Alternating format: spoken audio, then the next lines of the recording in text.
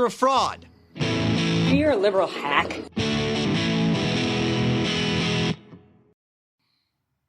Hello, everybody, and welcome to episode 2 of The Hack and the Fraud. My name is Ryan. I'm joined by Nick. Hello again. And today we will be reviewing News of the World. News of the World is a 2020 American Western drama film. It's co-written and directed by Paul Greengrass. It's based on the 2016 novel of the same name by Paulette Giles. The movie stars Tom Hanks and Helena Zengel. The film follows a Civil War veteran who must return a young girl who was taken in by Native Americans as an infant to her last remaining family. Ladies and gentlemen, my name is Captain Jefferson Kyle Kidd, and I'm here tonight to read the news from across this great world of ours. So they pay you to tell stories. I ain't never heard of that as a thing a man can do. Well, it's not a rich man's occupation, as you can see.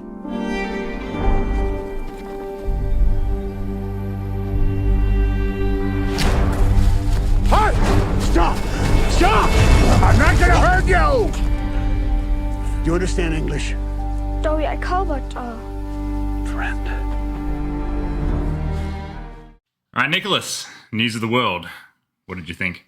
Initial thoughts. I'm mixed on it. Very mixed. Mixed? This is going to be interesting to see where you're placed, to see if we finally can disagree. But I think we might a little bit. I think we might have a winner here. Yeah, that's right. No, I was mixed on it. I'll tell you my final score at the end. But I found it technically sort of well shot. Sort of beautifully shot. I've always had an issue with Paul Greengrass and the shaky Tell me cam. what your issue is, Nick. But no, I think it didn't really have the needless shaky cam for many scenes, and it was toned down, which I'm fine with. And I think it was just a fad, which is lucky. I did have other issues though, and I'll get into them a bit later. But that was my initial thought that was mixed on the film. Was mixed on the film. Look, I was mixed, but to positive, leaning towards positive. I think I wanted to hate the movie to begin with. Weirdly, I think I've had a thing with Tom Hanks in recent years where I feel like he's being underutilized, and again, I think he was underutilized in this movie. I also think that the grizzled old man with the young girl trope is overplayed, tired. It's tired, cliche, and that's my big problem. I hated Logan. Sorry, we're going to lose about 20% of our comic book nerd just by saying I hated Logan. But despite those misgivings from the start of the movie, I did end up by the end of it. Actually, I would say the middle third, I kind of was like, oh yeah, this movie is saying something. It is doing something, exciting. And then kind of by the end of it, that score had come down a little again. But I agree with you with the cinematography. It was a beautifully shot film. I think the score was really good as well. I loved the sort of westerny kind of old-timey music with a lot of like violin and old-timey guitar and kind of stuff like that. But in terms of, Western films as a whole, I think it kind of fell short. Yeah, no, I agree. I think it's in the sort of lower tier from really great Western films like True Grit. I was thinking about True Grit a lot because we have, a young girl as well. And, that is the perfect movie where you have a grizzled old man and a young girl. But it's not tropey. It's not overplayed. It's a real story. Whereas this kind of felt like a formulaic kind of story. Yeah, I wrote it down here. I basically felt the plot was very video game-like in terms of there's a lot of convenient sort of convenience moments where the plot was able to move along based on a character's dumb decision or like I actually thought it was very lucky not as good as Red Dead Redemption. Like it was not as good a story as Red Dead Redemption. No, and you said there the score. I didn't really. I know we disagree on the score again, but I just didn't really. How did you like The Dig and not this score? No, this one's actually been nominated for things. Has it really? Yeah. Okay. Well, it shows what I know. Yeah, that's right. No, but I want to just touch on the tired cliche of the old decrepit young man finds a young girl, very reluctant father figure. It's just been done to death. It's just something that's really, it irked me from the get-go, and it just sort of dictates exactly what's going to happen for the rest of the movie, where I'm not having to guess. I know exactly where it's taking me. And maybe the end where he sort of, we'll get in the spoilers, the end sort of was like, oh, okay.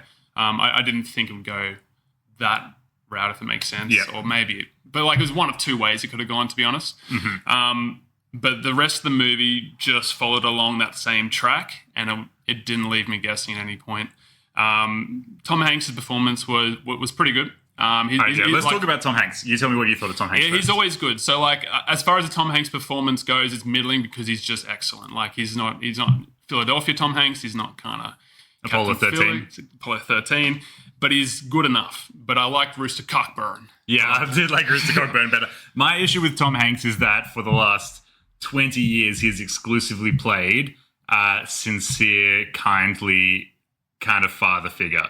And we saw it again in this movie, which is, I love Tom Hanks. Everybody loves Tom Hanks, but I want to see Tom Hanks do something challenging. I want to see his range, because he is good at, the I mean, we talk about a range in terms of he can be sad and he can be happy and stuff, but he has played the same character for 20 years. I just can't think of a role maybe this is just me not having seen enough Tom Hanks movies. I didn't see the Da Vinci Code. Similar to Rob De Niro, I think, in terms of how once he reached a certain age, he was kind of typecast into a certain leading man role. I think Rob De Niro has broken that a little bit more recently, but especially when he got his Oscar nom for Silver Linings. So, yeah, that was great. I mean, if I was a betting man, I'd say Tom Hanks will get another nom at some point throughout his career. Not for this one, but not for this one, I don't think. You mentioned, this is Paul Greengrass's film. Yeah. And I sort of said before, he's I'm mixed on his films normally. I found the best Bourne, so he did all the Bournes bar number one. Bar number one, which is number one is the best in my opinion. Which are my favorite too. Yeah, I know. But he did do United 93, which was really excellent. I really liked it, yeah. But then 22 July, I've heard good things about as well. I never watched Captain Phillips, so I know that's obviously a very good film. But I didn't like Green Zone for the same reasons I didn't love the Bournes number 2 and 3. Shaky cam. Just the shaky cam, and it was just so... it wasn't immersive, it was like distracting. And that doesn't happen in this movie with the camera. But almost like he was going to do it at the start, and then maybe he got some notes from the producers like, mate, it's fucking 2021. We are past the shaky cam, especially in an old Western. The shaky cam doesn't make sense in an old Western because the shaky cam is supposed to emulate like a documentary style. There was no fucking documentaries in 1870 or whenever this is filmed. But somehow it worked for The Revenant, I got to say. All right. I think it did work for The Revenant. But it wasn't shaky, but it was more like, it was like a documentary style camera where he's like, you have the breath coming on the camera and the blood. Somehow it worked. I don't know why it worked, but I did like The Revenant. In fact, now I'm thinking about it. When I compare these two movies, the score I gave The Revenant seems unfair when I compare it to this. Not the same, but in the similar ballpark to what I gave this movie, which is really unfair to The Revenant, obviously, because The Revenant is a much better movie. But still, I don't think The Revenant's that great. I know we're not talking about The Revenant necessarily. I think Leo, shockingly, was the best part of that movie. Oh, here we go. Are we going to do this? We've only got 25 minutes. We'll do it another. We'll do the Leo chat when we actually watch one of Leo movies. Yeah, and then that's going to be like an hour podcast. Yeah. So what else? There's just other moments in the film. So like I said, I found there's a lot of really lazy plot development points in the movie. Yeah, can you give me an example? Yeah, I'll give you heaps. Okay. I've got the examples, man. Yeah. No, look, I thought the language barrier was sort of not really addressed very well. Like, so we'll explain that. To her the little English, girl, the little girl speaks only Indian throughout the whole movie, basically. And like, so we'll set it up. Basically, we should give this sort of general plot of the movie first. Tom Hanks is a newsreader. He goes from town to town in the wake of the Civil War. He fought in the South, which I liked. That it was showing kind of like a humanitarian side to the South of the US when, obviously in our current times, there's a lot of divide between the South and the North. So I think Paul Greengrass was doing something there by showing like a really nice guy who fought for the South. Anyway, he's a newsman, goes from town to town reading the news. He stumbles upon this wild child girl whose protector has been lynched and she is now fending for herself. So shocking. Nobody will take her in, and he ends up deciding to take her to her last remaining family, an aunt and uncle, 400 miles away. And they get up to all sorts of mischief and hijinks along the way. Yeah, so if it sounds like you've heard this before, you totally have. It's just a Stop me if you've heard this one before. All right, go on. Sorry. I said the language. So he speaks to her in English the whole time, and basically she just eventually kind of like just understands him somehow. Yeah, I know, and he has learned Kiowa along the way. He's learned her Native American language despite... I feel like you've seen every scene that they have together sharing those. I don't understand how he picked that up, but... There's no Duolingo back then, as you know. There's no... How's your French going, by the way, Nick? Did you learn Not French as good as his Kiowa. I said his CGI rock. So there was just a one CGI little rock? thing. There's a CGI rock. I just thought, like, it's a rock. Well, I'm nitpicking for the extras who are like in the dry review. Go back on. I was nitpicking because the extras were they edited the movie terribly. Like the extras were just like. Okay. Anyway, that's hard to describe. But the CGI rock is not nitpicking. I didn't notice the rock. This is why it's not. Okay. So. Okay, this is the scene. You got to throw a rock or a boulder, not a huge one. Oh, that one, yeah. You got to throw a rock down the cliff. Yep. Hard, right? No, it's impossible. Got to CGI that shit. It's like, no, just throw a rock down a cliff and just do a couple of takes, and you'll get one that kind of works a little bit. Yeah. Like you don't need a CGI rock. It just is shockingly bad CGI. I know. Like it really wasn't. It was a big rock rolling down the hill to kind of distract a guy who's trying to shoot them. I mean, Indiana Jones did the giant rock 30, 40 years ago. It's a long time. That was a big rock. That was a big old rock. You can do this one. Well, that one was more believable, and that was polystyrene. Well, exactly. It's just practical. Yeah. Exactly. You can just make the rock, maybe a polystyrene. All right, you know what? Anyway, that's one thing. But part of the whole scene was these three kind of ex-war veterans who are grizzly war veterans. Guess what? They were chasing Tom Hanks and the girl to rape the little girl. Like, they were going hard. Like, they were going all out to go, sorry if this They chased them for people, miles. but this is exactly what happened. Like, three of them. They go out of their way. They try to buy the little girl, and then they follow him, like, I want to say 50 or 25 miles. This is not really spoilers. It's kind of early on to chase and obtain the little girl. Yeah, but they are willing to die for this.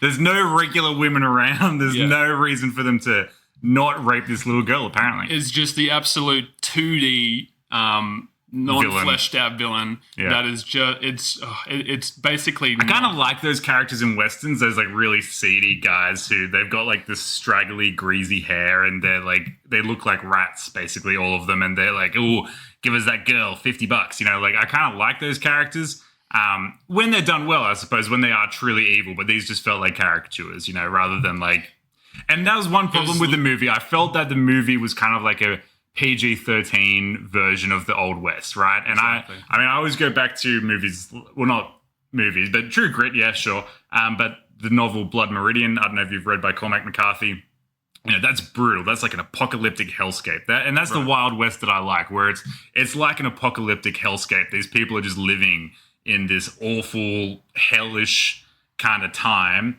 and they go through unimaginable traumas. And that's kind of what life was like on the frontiers, right? Yeah, so that's fair enough. But like you said, it's a PG Tom Hanks version. This is the Tom Hanks version. Hanks, like, Western, which is just like he's reading it from an old-timey book. Yeah. And so they never even mention that. They're just trying to buy and acquire the girl. They never mention the R word.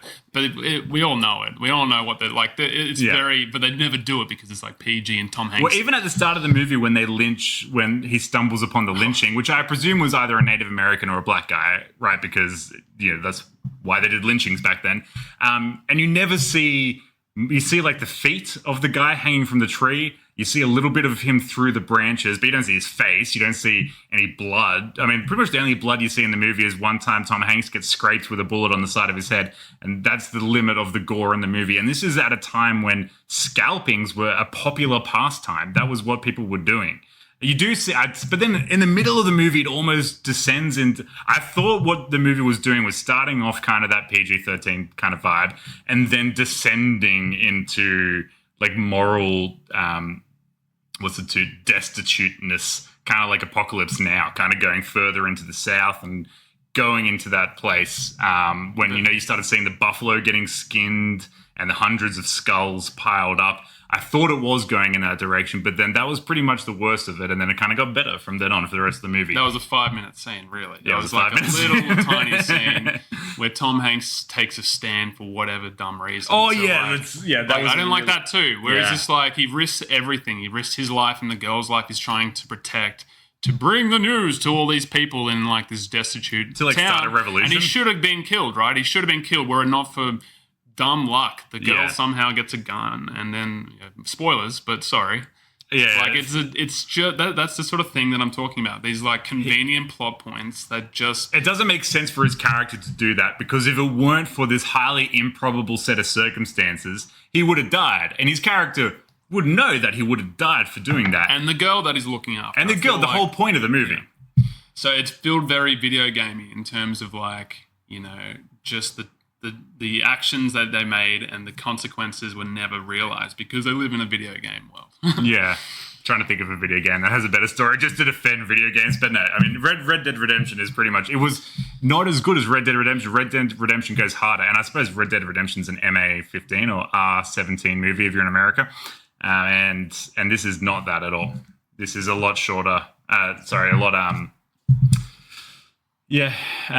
Less to say. But okay, yeah, that's it. So, like you said, less to say. I don't like with our last movie that we reviewed. I didn't really come away from this with any sort of lesson. And we'll talk about maybe News of the World being the title and he was the Jon Stewart of the Wild West, I guess. Like I was saying, he's like a YouTuber. He's like, you're busy people and you don't have time to read the newspapers, am I right? That's why I read the newspapers for you. Yeah, I thought that they were doing something with that, but not really. I mean, his whole role as a newsman is kind of not explored through the movie. The crux of the story is the old grizzled man and the young girl. That's right. And really, I think that's the whole point of the movie is that he learns to love a child, that he learns to be a parent or whatever. And it's like, yeah, that's a story that we've seen a million times before. I kind of wanted him to die, like Logan. Yeah, that's what I mean. So we'll get into spoilers very quickly now. The end has one of two ways to finish, right? Which is the way that it finished. He leaves her or he doesn't leave her. And dies. Yeah, and dies. So it's one of the two. And so it's like, okay, it was that one. Yeah. Like, that's the thing. It just didn't challenge me at all. Like, I've seen many films, and I'm not trying to... I actually would like it if he had left. So he does leave her with her aunt and uncle, like her German family before she became a Native American. He leaves her and then he goes back to his hometown to his wife, who is already dead, which was confusing because he said he got the letter during the war. So, yeah, he must have known the whole movie that his wife was dead. And then he gets back home and he realizes, like, oh, his wife's dead. There's nothing for me here. And he feels bad about leaving the girl with the kind of brutish German family. Yeah. So he decides to go back and rescue her from the family. And then they go on to live, like, a happy life. I kind of would have liked it more if he had just left her there. He went back home and his wife was dead. And that was kind of the end of the movie, just this sad man. Because that's what he goes on about. He's talking about, God's curse has passed on to my wife, and that's why she was killed. And I mean, the Old West is supposed to be this hopeless, awful place, and it has a happy ending with banjo music playing at the end. But you've said already, it's a Tom Hanks. Well, I said it's a Tom Hanks Western. It's like a PG-13 Western. But we agree on that. So it was never going to have that kind of old, sad, she's stuck in an unwanted And home. I knew this. As soon as I saw the poster for the movie. As soon as I saw anything about the movie, really, I knew that was going to be the ending, that it was going to have a happy ending where he reads the news to people and everybody laughs. But that was really disappointing. I mean, why do people make these movies if there's... I mean, who likes this movie? I mean, I'm sure... I mean, I liked it. You did. I liked it. I didn't hate it. I mean, despite... Maybe I should talk about some of the good things of the movie because it was...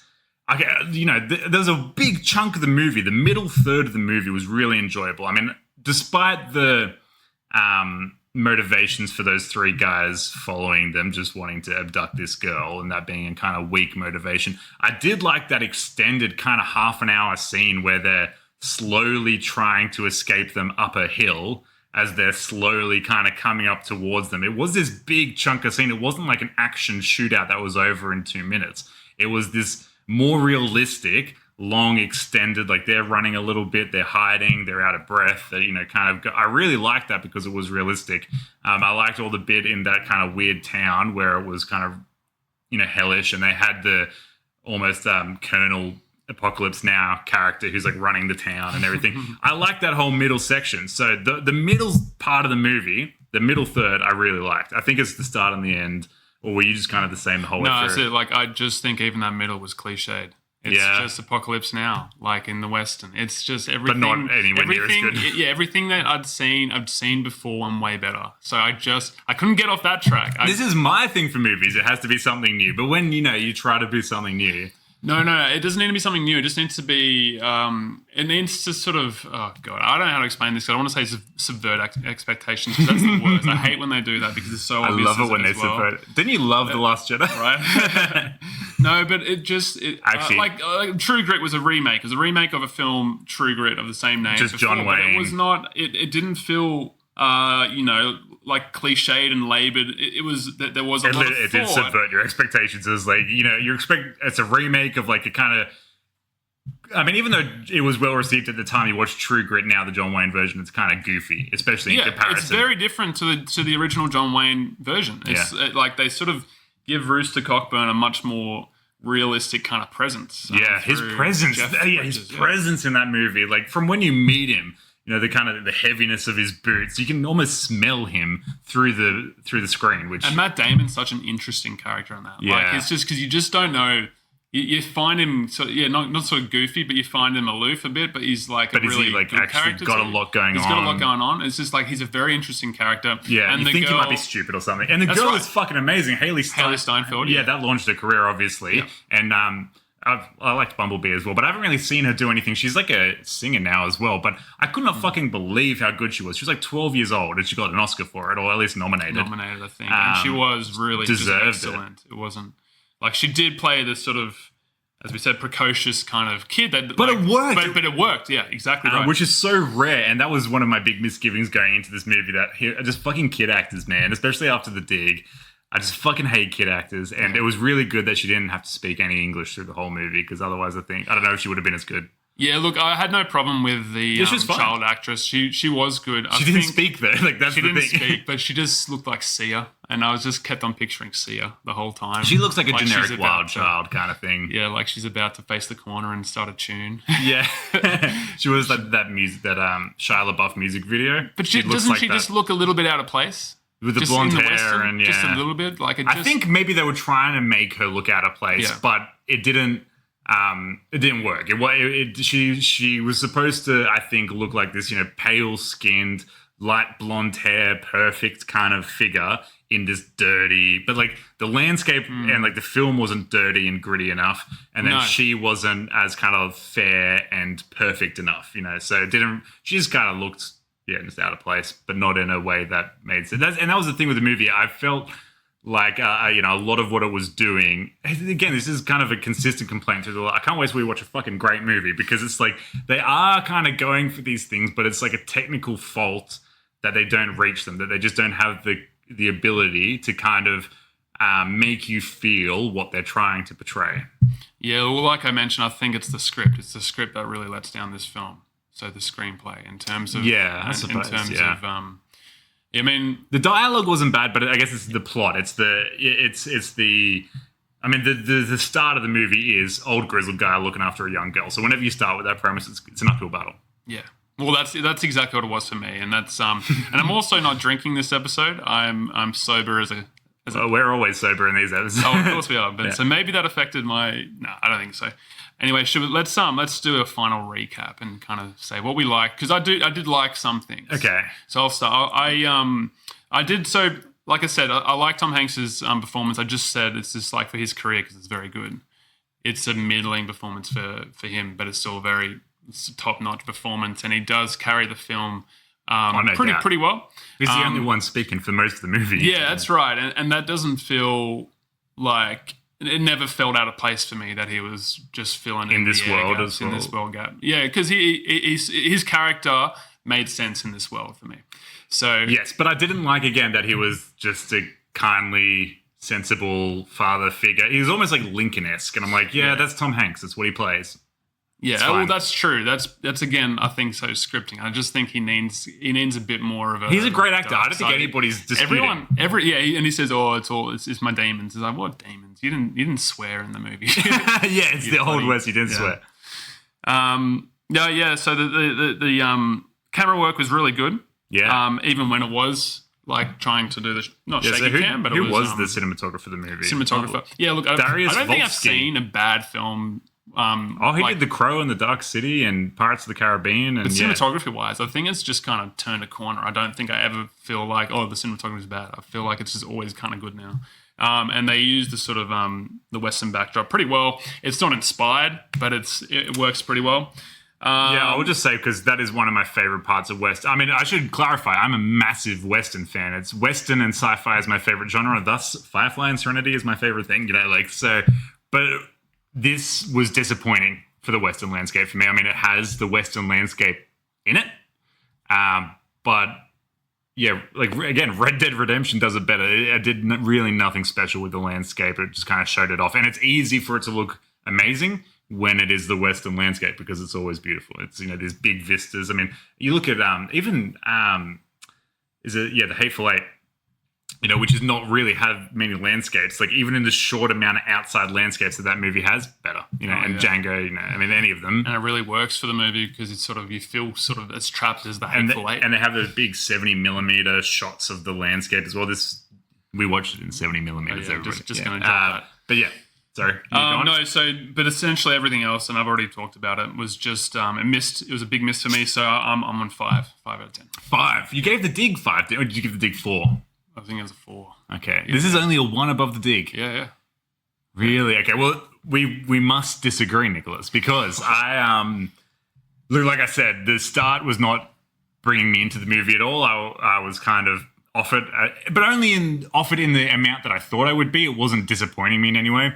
And then it really pulled me in that middle third. I thought, hey, here we go. They're starting to go through a lot of trauma. They're starting to go through these awful experiences. Maybe the movie will just keep sucker punching you. 1, 2, 3. Just keep hitting you with those. Because that's the best Western, where it starts off kind of fine and then it's just shit after shit. And eventually these characters are just broken, destitute, and they almost get there. But then they didn't. And then the final third of the movie is just long and boring. And it could have, it's a 2-hour movie and it really could have been wrapped up hour 30, hour 40. So look, the ending was disappointing to me. So overall, I think, but despite that, because I gave The Dig a 5 and that was what I was comparing it to mainly, I think I sit around about 7. In the middle, I was like, maybe is it gonna go? It's incredibly high. It's incredibly. Maybe I'd give it 6.5. Oh no, you can't. You got to go on. I have to go on. No, you can change it, but Well, the thing is, this is the don't movie. Let me influence. I won't let you. You would never. This is a movie that had the most fluctuation in score for one that I've seen in a while. Starting off around a 5, going up to, could it be an 8 if it keeps going in this direction? To going back down towards the end. So I felt it unfair. Look, you know what? 6.5.